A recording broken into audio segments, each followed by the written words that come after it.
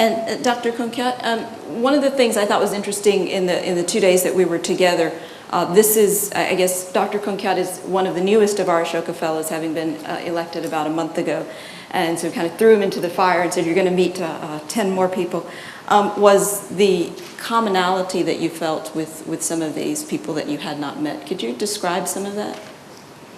I think for the common set of group of social entrepreneurs is the way that they look at things.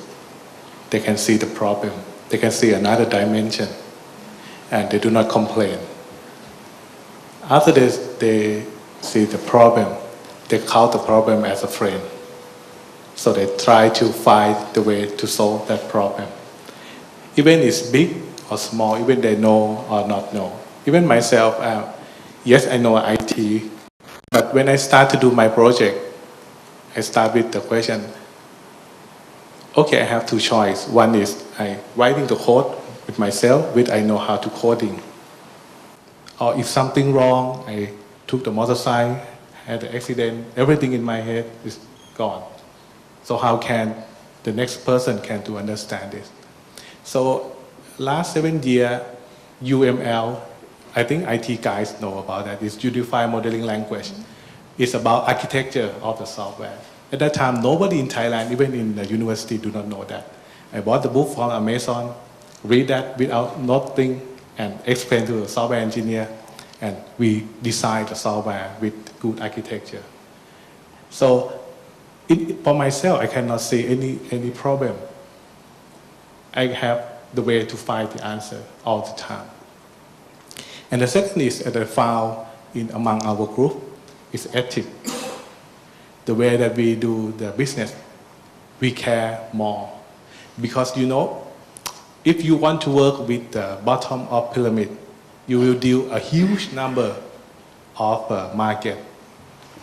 And nobody noticed about 1 cent that you earn from that. But if you don't have the good mind, you will take advantage all the time because nobody noticed that, nobody believe in you. Such as my project. Currently, I have 10 million transactions from the service. Simple example, if I want to sell that to some marketing guys or some drug company to promote through my system, every time the doctor opened my application, they saw some advertisement around below that. I can share the revenue with the doctor, but it will influence the doctor to use the medicine.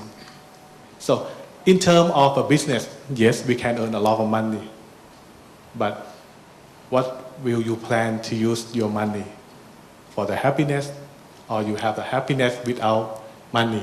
So that is the thing that you can think about. I think this is the character of our social entrepreneur. I think that's been a very common theme. Tim, your reflections in terms of characteristics of a social entrepreneur? I loved Anil's comments about responsibility and empathy and just understanding that you do have to listen, which is certainly wasn't one of my skills when I started. I think that this responsibility and ethics are also very important. I think that some of the outcomes are that oftentimes innovation is driven from an idea, and there's a saying that when you've got a hammer, all you've got is a hammer, everything looks like a nail.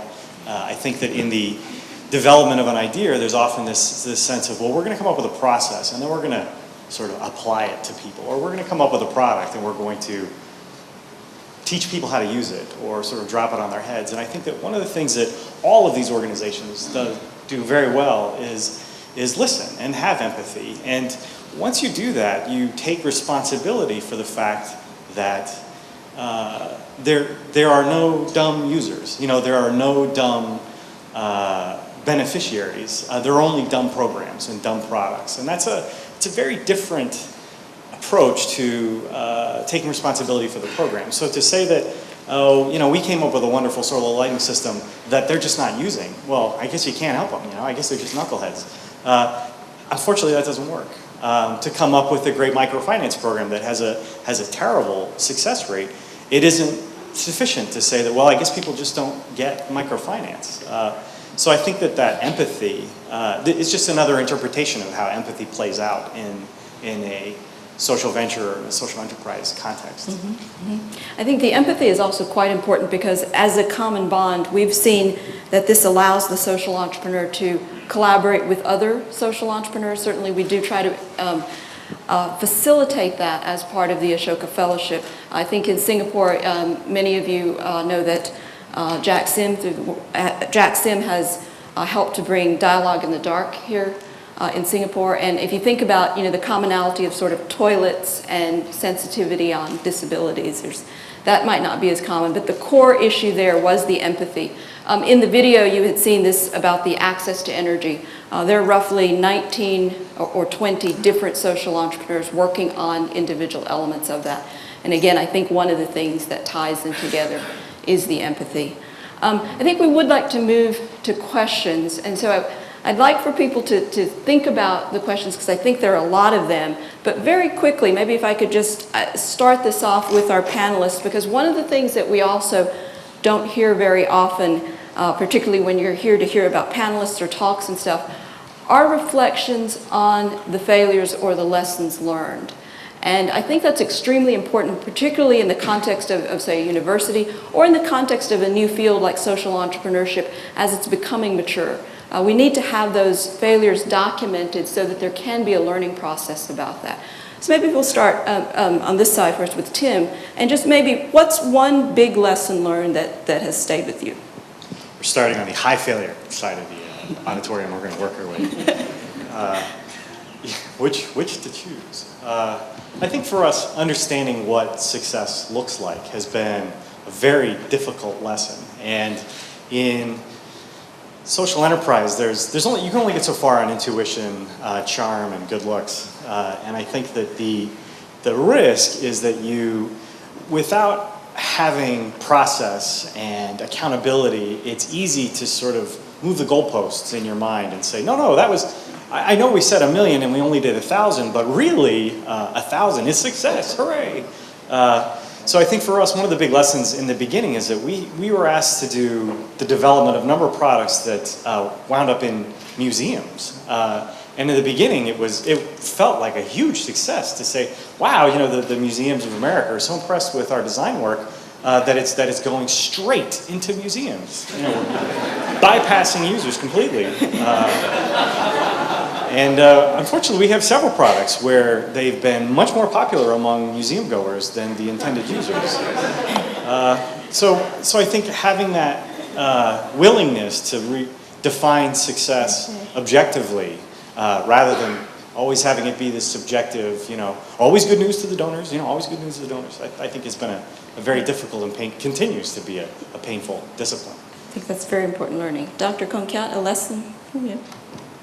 For me, the lesson learned from doing this, I can pick out 2 points. One is the way that I value the people. When I was a medical student, my dean asked me, "Did you proud with your profession?" I said, "I am a prostitute. I sell my service for earning. So I have to do good to my patient." Dean hated me a lot because the doctor had to teach the next step of the doctor. You should be proud as a doctor. Everyone will respect you. They pay you everything but every time I care the patient, I took care of the patient, I learned new things. Sometimes I do not know the answer. I don't know how to treat them. I treat a patient. At that time, the cost of the medicine is too high. Even myself have a HIV, I cannot afford that also. But every time I talk to the patient, I learn something.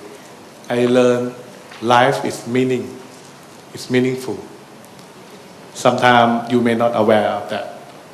So that is the thing that I learned from people. So when I apply to my job, I didn't care. They may be a driver, they may be a gardener. If I can share my vision, share my passion, and then they infect with my passion. So they can be change maker. The second thing is about myself. I think to be the social entrepreneur or to work like this, I have to aware on myself so much. I have to prepare myself so much because in many steps of work, in many opportunity, I can take advantage from the one who poorer or the one who disadvantaged compared to my knowledge. So that is the thing that I want myself all the time. Yes, we can have a session with the finance. Wow, it's brilliant. As in my capability, I can draw some money. I can earn more a living. Today, I practice as a doctor, working daytime, and I spend my money with my project. So that is the way that I finance my project. So that is the thing that I reflect to you that we should value people more than we find them, and we should inward to ourselves. How can we behave well? How can we be less greedy? So that's the thing that I learned. Okay, all right, thank you. Anil, a learning from you? Sure. Those, these are, when you say failures, I think, we really have to understand that, it's like the yin and the yang, right? Everything has two sides. But just, again, several examples. One is, one of the things we do in our world is to ask, has the government adopted your idea? Has the government come in? So just to give you an example of the lights. So the government put it into the budget, ordered 60,000 units, 60,000 homes. And of course, the minister wanted to give it free in front of television, right? Now, when a government minister starts giving lights out in front of the television, just imagine the market distortion the guy brought about. It becomes more difficult to fix that problem than, not to get that money. It would have been cheaper not to get that money than to have those 60,000 units free of cost in the market. That's a huge, challenge we face. Look at the donors. If there's anything, and I say this with, with a lot of humility because, for example, I can say my education is the result of foreign aid. But if there's one thing that is preventing Asia, from really making the great leap, it is because of the crowding out effect that donors have created. Every time there is a donor project, people want something free. So people like us, we struggle in that space, to get people to pay 10 cents a day. When they ask you, didn't Danita give you this much money? Didn't so-and-so give you this much money? So where is that money? And so people like us who have to, use the market. It is a very crowded out, market. So the battles again have to be fought there. The third example I just want to give is, for example, if you're in the solar, lighting business, we very often look at kerosene as the enemy. But the point is you will never succeed unless you start using the kerosene dealer as your distribution.